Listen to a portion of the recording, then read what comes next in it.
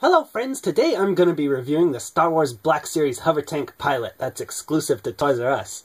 See the sticker? It says it's exclusive to Toys R Us.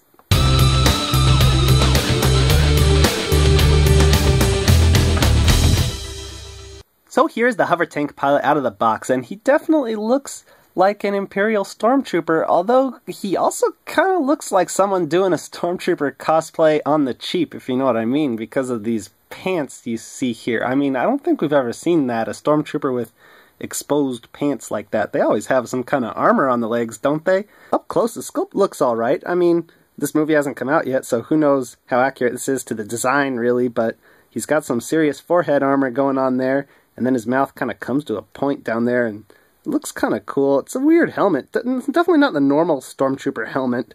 He's got some pouches and stuff, and I do like the wrinkles in his pants, although I don't think they should really have their pants there. Not to say they shouldn't be wearing pants. They should have armor there. That's my point. And then this part definitely looks the most like a Stormtrooper. That little hexagonal piece there on the left knee, and not having one on the right knee, that's right out of the old Stormtrooper design. Another good thing about this guy, though, that paint. Look, the white parts of his armor have a wash. That's something we don't usually see. That's awesome. And the rest of the paint's pretty clean. I mean, it looks dirty here, but that's the wash. It's supposed to be dirty there. The stuff that's supposed to be clean looks clean, so the paint's great all around. I'm driving HOVERTANK. Oh, anyways, let's look at the articulation now. The articulation on the HOVERTANK pilot's pretty awesome. He has a ball joint head that's on a hinge. Because the helmet's so wide at the bottom, it doesn't move as much as it should laterally, but it's okay. He's got hinge and swivel shoulders, and the pads don't get in the way. They just move right into the joint. That's very nice.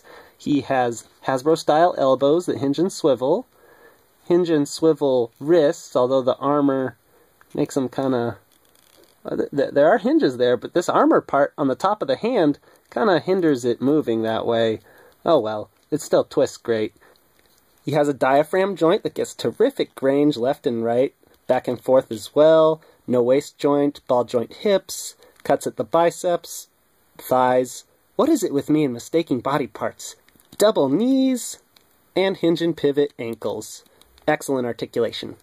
So the HOVERTANK pilot's packaging should be really familiar to you. He doesn't have a number because he's a special exclusive figure, and let's open him up. Cut the tape, of course, and that tray just slides out, and there are no twist ties. Yay! The HOVERTANK pilot comes with one accessory.